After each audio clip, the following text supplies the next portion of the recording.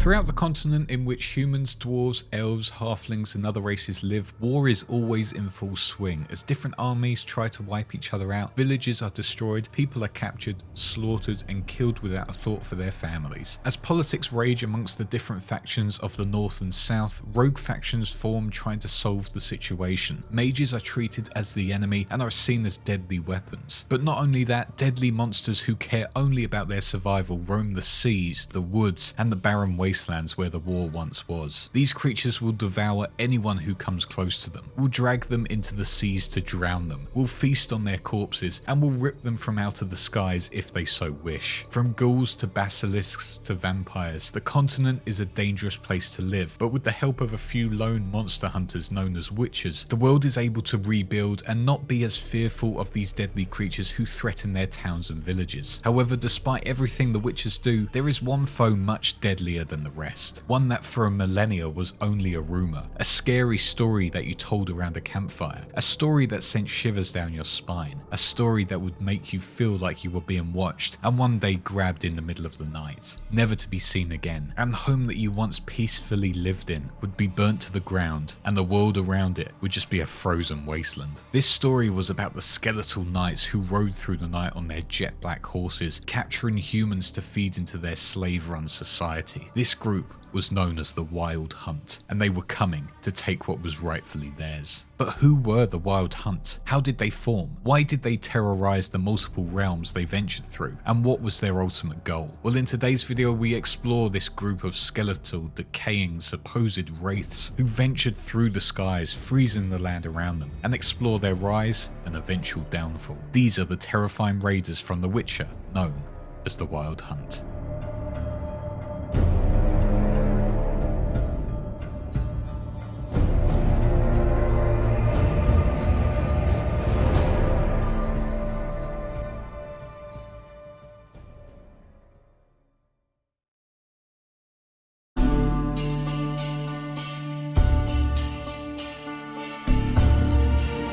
It is 1500 years before anything we are familiar with. The universe is still in its infancy and no real documentation about what is going on is being taken down. However, during this time a huge cataclysm was said to have taken place. This event was known as the conjunction of the spheres. This event supposedly saw the merging of the multiverses and would lead to the trapping of many unnatural creatures within the world that would go on to basically be what we would see as Earth where the continent is. Creatures like ghouls, graviers and vampires suddenly found themselves within this new place because of this cataclysm and were able to venture into it and take it over. Soon after this, other realms would open up and hundreds of other creatures and races such as the gnomes, humans and dwarves entered, fully populating this new world. But the most important thing that happened with this was the world had now been filled with a mystical force that became known as chaos or magic. This would be a curious thing for all the new races that filled the lands. Utilizing this new force, the races such as the dwarves, gnomes and humans tried to fight against the monsters that came through, something that would continue on for generations. During this conjunction of the spheres, a group of elves who were currently living within their homeland known as the enslave decided they wanted a new life away from this world and utilized portals to come to a new one. Here they found a new place to set up and decided to rebrand themselves as the NL, better known in common language as the older folks. However, one thing they realized quickly was that this world wasn't uninhabited. In fact, there were two other intelligent species who had inhabited it. Those were the humans and the unicorns. Wanting to make sure that the older folk were the only ones who were on this land, they waged war on those two species, completely eradicating the humans from all of the lands. The unicorns, however, were able to survive away from the brutality of the older folk. As the elves continued to build on this land, they began to prosper. Life was great for them, and they were able to set up their new city called Tirnaler, which would serve as their capital. But the elves didn't want to stop there. They wanted something more. They wanted to have a world in which they were the dominant species, and with that ideology, they wanted servants who would do the work for them. Well,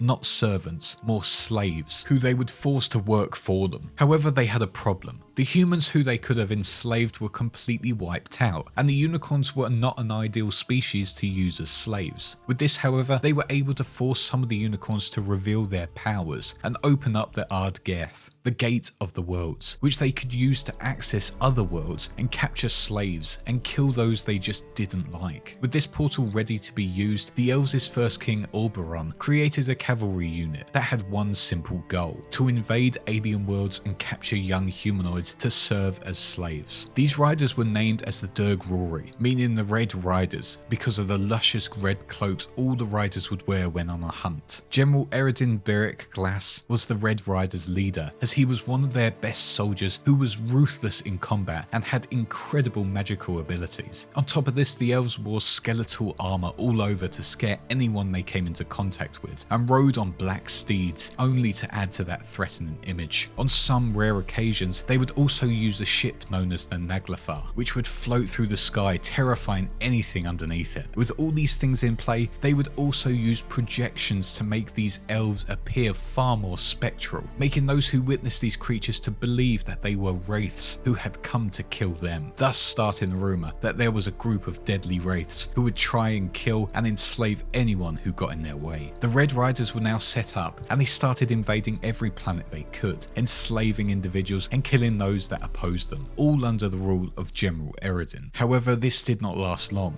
Eventually, the unicorns cut off their travel by closing the Gate of the Worlds. This meant they had to adapt and formed a new footman known as the Navigator, who could create smaller portals of space-time travel. However, this was not nearly as effective as that of the unicorns' power, but it still worked even if their numbers going through were much more limited to that of before. Because of this limitation, they could not get as many slaves as before, and they had to think of new tactics to get over this lack of a strong space travel portal. Because of this, the elves decided to utilize their spectral powers more, only really traveling through to other worlds in this form, and only using their physical presence when it was completely necessary. Whilst it might seem like their slave empire would suffer because of it, actually forming into spectres and invading that way meant their presence was far more terrifying for the people who were on the end of their invasions. Their wraith-like being would scare the life out of them, and because of this, the Red Riders were able to gather a decent number of slaves, not being limited by their ability or lack of physical presence. The Red Riders realised this was working perfectly for them, and this would be how they venture forward with their raids. Because of this change in tactics, the elves decided that they needed a new name that would go with their new, even more terrifying image. It was decided that they needed to be known as something far more sinister. After these first few hunts appearing only as spectral beings, the elves finally renamed. No longer were they the Red Raiders of the older folk. Now, the elves were known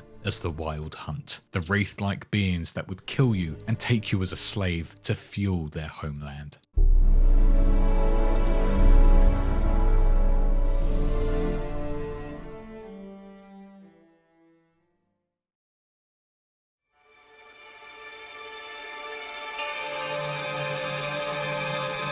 The Wild Hunt had now been set up for hundreds of years, and they continued to invade worlds to gather slaves and kill those who went against them. Around this time, however, their original homeworld known as the Enslave had now been taken over by humans, with the elves now being in the minority. This was perfect for the Wild Hunt, as it gave them an opportunity to invade their old home and enslave the humans who had settled there. Whilst they still did invade other planets, this human planet that was once the elves was their preferred place for humans, as its human population was large and they knew it well. The Wild Hunt's most notable thing about their hunts were the fact that they always seemed to do them during the peak of winter, which would last months, allowing them to venture all throughout the continent, gathering slaves galore out of the human population that lived there. Once again, it was said that the Wild Hunt did their raids in spectral form, taking to the skies to swoop down and capture their slaves. People were outright terrified if they saw anything resembling them, with some witnesses stating that the horses had 6 legs as they flew over the top of them. However, that could have just been part of their spectral form. However, to a lot of people, the idea of a Wild Hunt raid was merely just a rumour, and actually nothing more than just a sign of things to come. Some people stated that the sight of a Wild Hunt raid meant that it was a bad omen, one like an omen of war, and saw them as just a comet within the skies. Suddenly, the Wild Hunt became legends throughout the mainland of the continent, with some still not believing they were real. However, within Skellige, the one sight of their being, as well as their very rare ship, the Naglfar, left a huge impact impact on the citizens of the island. This changed their culture and traditions from that of the mainland and helped label the Wild Hunt as something different. Here they would be named the Wraiths of Morhorg, and their sole purpose was to return when it was the end of the world, which to them was known as Ragnarok. They would also believe that the Naglfar was made of the winnings of their victims, being made out of the toe and fingernails of their victims. This would then filter down to the people of Skellige, who would then perform rituals where they would remove the nails from their dead, almost in honour of these mysterious wraiths that would bring about the end of the world. Whilst most on the mainland weren't really that bothered by this supposed natural phenomenon that only appeared during the winter, a few mages decided to dedicate their time and studies on this supposed hunt, trying to work out who they were, what they wanted, as well as their patterns. The School of the Viper, for example, a group of witches, collected a library's worth of books solely on the mysterious Wild Hunt, trying to make sure they knew what they were coming up against if they did appear. But sadly, this school was dissolved and this library was abandoned. There were some people who were captured by the Wild Hunt and were taken away from their home, but somehow they were able to escape and return home. Hopefully they could finally see their loved ones once again. However, sadly, when they returned back to their home, they would realise that time works differently where they had been, and returning home, everyone they knew and loved now died from old age. They had been gone for years, despite it feeling like just a few days. Eventually, the people of the continent got on with their lives, hearing these stories, but just believing them to be folklore or scary stories. Anyone who actually believed in the story of the elven world, which held unicorns and a group of warriors who invaded planets to enslave them, would be considered insane and most likely cast out from society. This would then leave the mystery of the Wild Hunt to become nothing more than just a stupid tale, and the people would not try to investigate their origins or purpose any further. But that was to slightly change within the year of 1267, all thanks to a girl known as Princess Cirilla. Ciri at this time was a mentor for the sorceress known as Yennefer of Vengerberg. Whilst in her possession, Ciri escaped from Yennefer to find her father figure, the Witcher known as Geralt of Rivia. This was an error though, as she became incredibly lost along the way, trying desperately to find him. Whilst on her horse, she would gallop through the areas, feeling extremely frightened as it was an extremely dark and stormy night. The Wild Hunt, who were at this time venturing through Gorsvelen, sensed something in the air. Someone nearby had elder blood, meaning they had abilities that were incredibly powerful and matched those of the unicorns within their homeland. Immediately, the Wild Hunt found Ciri and tried to get her to access her incredible abilities that she possessed. However, before they could do that, Ciri got to Geralt, and at the same time, Yennefer teleported in. The Wild Hunt immediately started attacking the group, but Geralt and Yennefer were too strong and were able to fight off the mysterious hunt. The Wild Hunt retreated, however they now had a new target. They needed Ciri. They needed that girl for her elder blood, and now she was marked as theirs. This would change their full attitude going forward.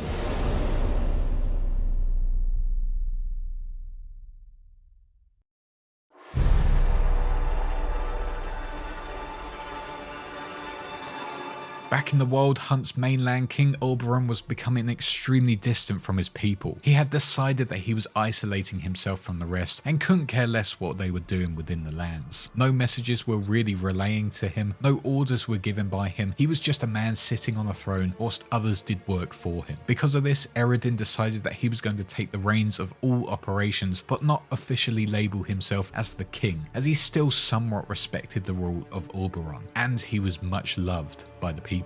Here he worked closely with another elf known as Avalak to uphold everything that went on within the NL world. During this time, Ciri had learnt some of her powers. She had focused her powers and discovered how to travel to different worlds. During her adventures, she met with Avalak, who knew exactly who she was from the moment they met and what her powers meant for the elven fate. Here he manipulated her and lured her into the NL world to make sure they were able to get her powers, but without killing her outright or forcing her to be a slave like the humans they captured before. Within this world, however, she was a prisoner, and both Eredin and Avalak made sure they kept an eye on her at all times to try and work out how they could extract the elder blood and allow them to have the powers of the unicorns within their society once again. After exploring how Ciri worked, Avalak realized and explained that she carried the elder blood gene. This gene meant that Ciri would be able to pass the elder blood down to all of her children and continue the bloodline. With this in mind, Avalak and Eredin had the plan of having her mate with the king and have children with him, meaning the elder bloodline would now be royal and part of the elves' society. With it, they could finally gain access to the Gate of Worlds again and be able to start their galactic conquest once again, like they did before when they manipulated the unicorns. The plan was set to work perfectly, and Ciri, after objecting multiple times, eventually agreed to help out. But Avalak and Eredin suffered a problem. Within their society, humans were seen as dirty, second-class citizens who did not deserve to be near the people of the Elden folk, and were nothing more than animals. Because of this ideology shared amongst all of the citizens of this city and world, the king objected to the mating process. He could not find Ciri attractive, and he could not find it in him to even go through with this event or even look at her. Eredin needed something to help this process go ahead. If he could just stimulate the king somehow, they could get on with it, and then they would never have to look at her again. Here, Eredin prepared an aphrodisiac that the king could take. However, this was much more of a sinister plan. When preparing it, Eredin made sure it was an overdose. As he gave the king the substance, the 650-year-old elf's body could not handle it and died almost immediately. Investigations happened instantly, and Eredin was the culprit. However, it was deemed that it was simply an accident. However, this was not the case. Eredin had planned this all along, and he had now elevated himself to become the new king of the NL people. Now he could fully put his plan of harnessing Ciri's elder blood, create new heirs, and finally get the gate open once again with full force. However, as this was going on, Ciri got help from a unicorn friend, and with its help was able to not only escape where she was being held, but the world itself. The Wild Hunt, now under the rule of King Eredin, chased them down, but it was too late. She had gone. They had now got a new king, but lost their prized possession. It was now time to up their hunt and do everything possible to chase down Ciri. On their return, Eredin formed his people around him, appointing Gels as his viceroy, as well as Caranthir as his chief navigator, and Imlerith as his second in command. However, whilst doing this, Eredin still had to keep it down, simply because the elves were still mourning the much beloved Oberon, and any indication that Eredin had planned this would have had him killed. The only person that knew of this was Avalak, who kept this to himself, as he had no proof to show anyone, even if he wanted to expose him. Because of this, he could not stand staying in this world any longer, and left to try and find Ciri on his own. With Avalak suddenly disappearing and the formation of a new king and councils around it, Eredin found himself matched with another problem, and a significant one at that. The world of NL was facing the horrors of a natural event they described as the White Frost, which would destroy anything in its way and freeze anyone in place if they were exposed to it. Eredin and his people needed to act, and through some incredible elven mages, they were able to not only slow down the spread of the White Frost, but were able to harness its powers to use when in battle. Here they would be able to send it first when going into battle, freezing everyone in place before they could capture them to take as their slaves. The Wild Hunt were becoming deadlier, and on top of that had brought in new hounds who could charge in as the Wild Hunt's first wave to tear their prey apart. But despite them having all this military power, they realised that their survival was limited thanks to this White Frost, and they needed to find a way to survive no matter the cost. There was only one hope. They needed to find Ciri and hold the Elder Blood for themselves. With it, they could embrace all the powers they desired and stop the White Frost from wiping out their world.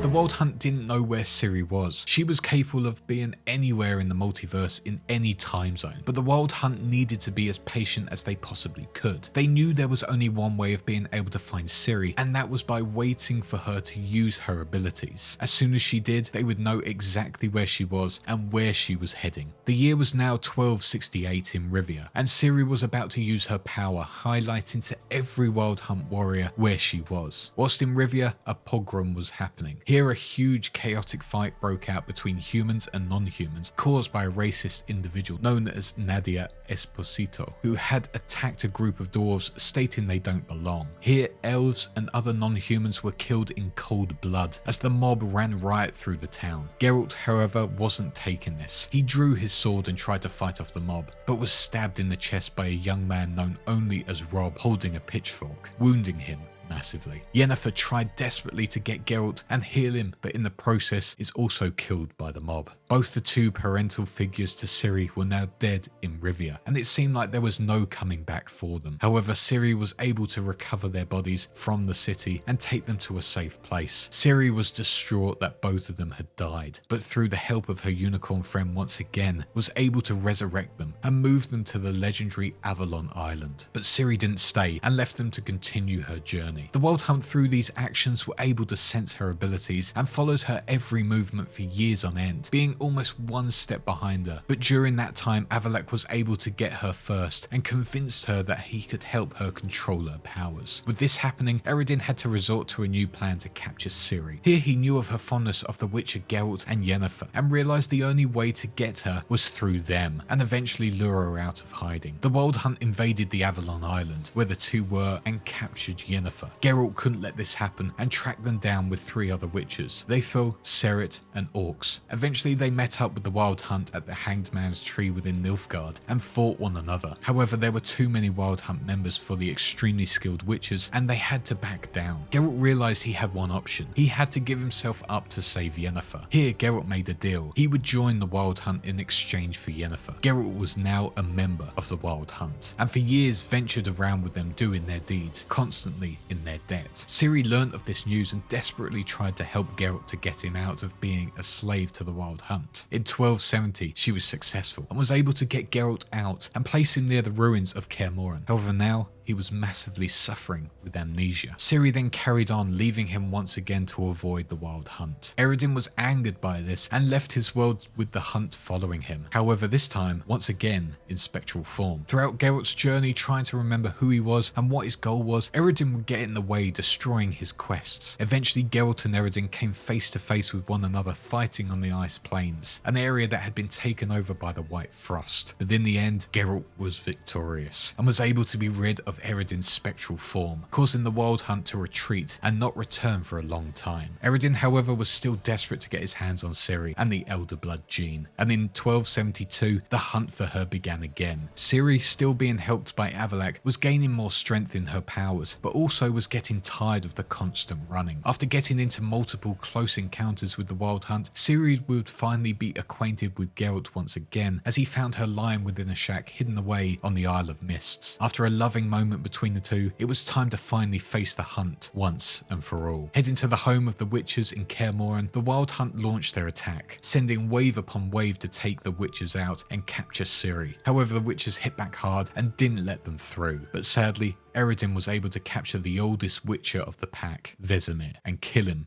front of Ciri. This was a bad move, as the pain of losing Vesemir caused Ciri's powers to break free and unleashed a powerful, paralysing scream which killed all the Wild Hunt warriors around her. Caranthir opened a portal. They had to retreat, but Eredin wanted Ciri. He went to grab her, but it was too risky. Caranthir grabbed him and escaped. The witches had won the Battle of Kaer Morhen, but at the loss of the beloved witcher, Vesemir.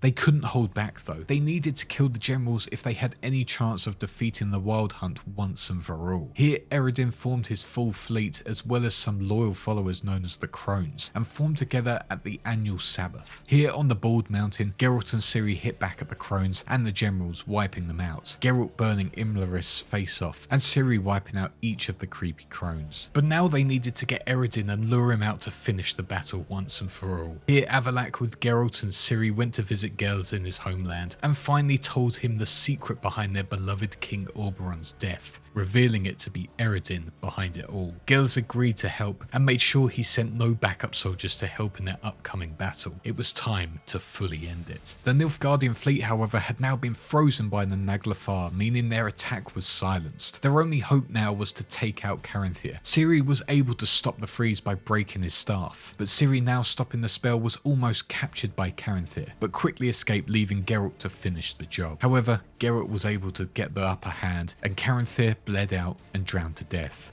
and Geralt had survived. But now it was finally time to face Eredin and end this once and for all. Once again, these two were in battle, but this time Eredin wasn't in his spectral form. If he was defeated like he was last time, there was no coming back. After fighting and teleporting from different realms, eventually the final part of the battle took place on the Wild Hunt's ship, the Naglfar. The two were equally matched, but eventually Geralt got the upper hand and delivered a fatal blow to his abdomen, killing the king of the Wild Hunt then and there. The Wild Hunt was now defeated by the Witcher, who was once one of their ranks through no choice of his own. Their raids over the worlds were now no more. They could not enslave anyone on the continent, and most importantly, Ciri, with her elder blood gene, was safe and free to choose her path going forward, helping save the other realms from the White Frost, which was inevitable at this point. The once rumoured race that terrorised different worlds and realms were no more. King Eredin's rule lay dead on the ship that once flew over the heads of the people they used to enslave. The hunt had finally come to an end.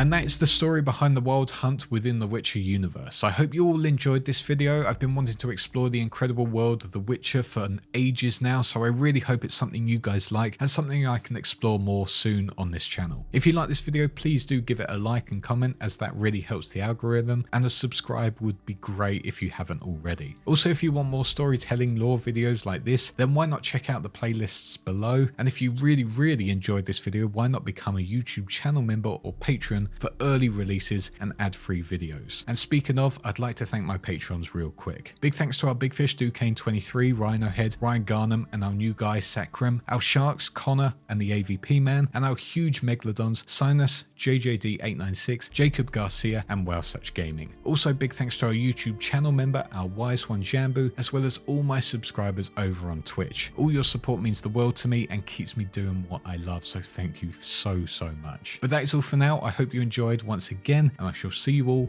in the next one. Cheers.